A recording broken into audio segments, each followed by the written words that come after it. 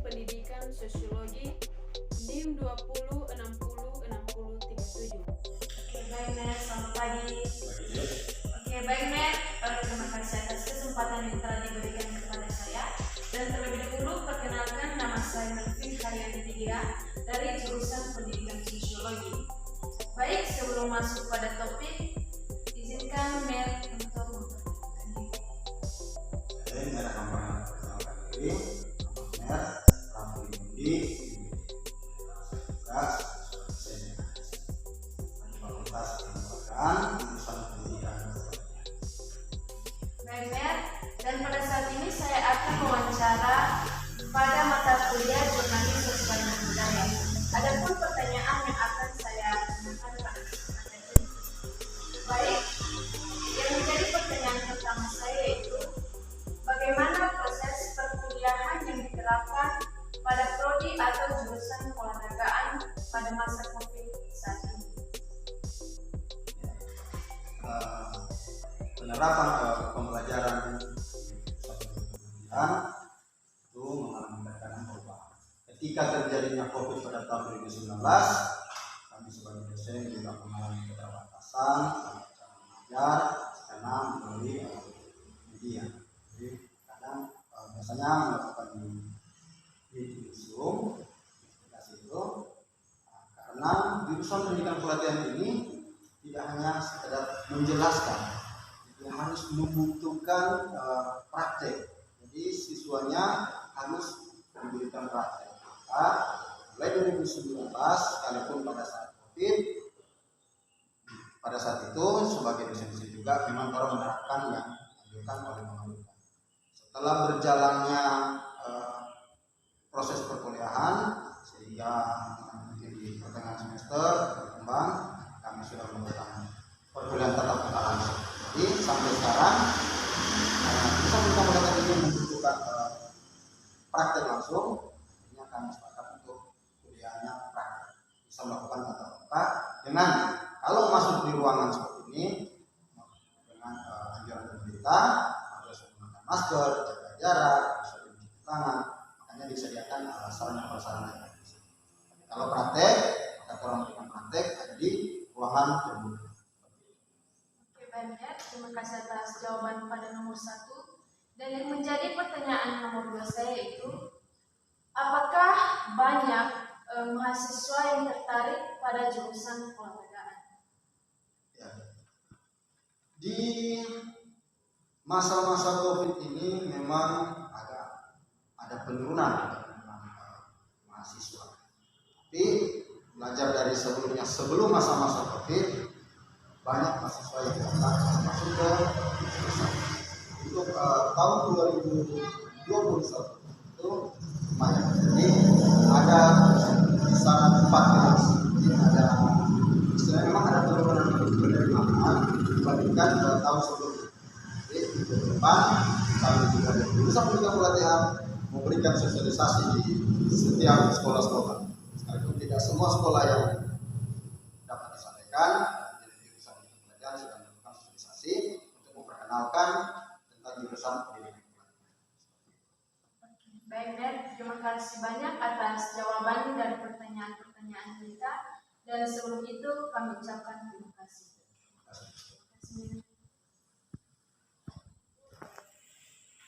Baik, pada saat ini saya akan melakukan wawancara terhadap seorang petani yang ada di Kelurahan Maesa Unima.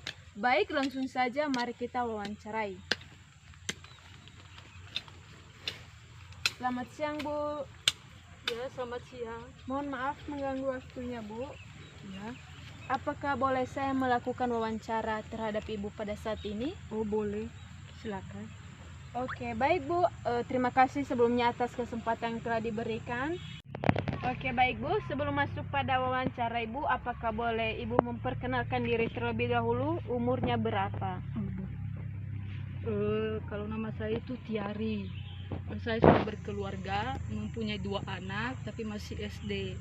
Umur Ibu sekarang 29 menuju ke 30. Baik Bu, perkenalkan nama saya Melvin Haryani Tigira dari jurusan Pendidikan Sosiologi. Pada saat ini Ibu, saya akan melakukan wawancara untuk menyukseskan UTS saya atau ujian tengah semester saya di mata kuliah Jurnalis Sosial dan Budaya. Adapun pertanyaan yang akan saya tanyakan pada Ibu pada saat ini. Pertanyaan pertama yaitu, apa yang menjadi motivasi Ibu dalam bertani atau berkebun sebagai pekebun cabai? Pertama dulu motivasi ibu di dalam berkebun, salah satunya adalah rica. Yang pertama, menurut saya rica itu tidak terlalu memakan waktu atau bertahun-tahun. Jadi dia itu membutuhkan waktu yang sesingkat atau bisa dibilang lumayan cepat prosesnya, begitu. Terus menurut saya rica ini dia prosesnya lebih cepat dibanding dengan tumbuh-tumbuhan lain. Kita ambil sampel seperti misalnya pisang. Pisang itu memakan waktu lebih lama, jadi ada kalanya juga tidak berbuah, ada itu kan, ada terdapat sebagian sih, walaupun tidak semua menyeluruh. Nah, ibu kemarin ini menanam rica ini dimulai dari dulu pertama dibibit selama 2 minggu, membutuhkan waktu selama 2 minggu. Terus ibu pindahkan satu persatu. Jadi ini bentuknya, walaupun sekarang sudah mulai mati karena memang sudah lama ini prosesnya, sudah berapa kali ibu panen, berapa kali ibu jual.